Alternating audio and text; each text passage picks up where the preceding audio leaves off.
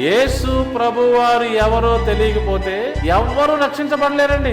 యేసు ప్రభువారు దేవుడని ఎవరైతే అనుకుంటున్నారో వారికి మారు మనసు కలుగదు అని నేను చెప్తున్నాను. దేవుని వాక్యం అది చెప్పడం లేదు. ఎవరో బలవంతంగా యేసు ప్రభువారిని దేవుడిని చేస్తున్నారు.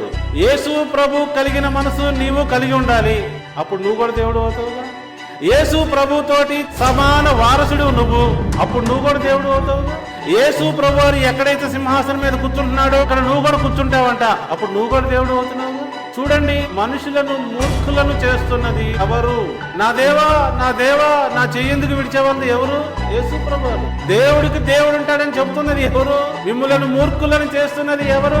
దేవా అనే వర్డ్ ఏ గ్రీకు పదం నుంచి ట్రాన్స్లేట్ చేయబడిందో నీకు తెలియదు కాబట్టి దేవా అని యేసు ప్రభు వారిని కూడా అనడంలో ఆయన దేవుడు అవుతాడని నువ్వు అనుకుంటున్నావు. చాలా మోసం జరుగుతూ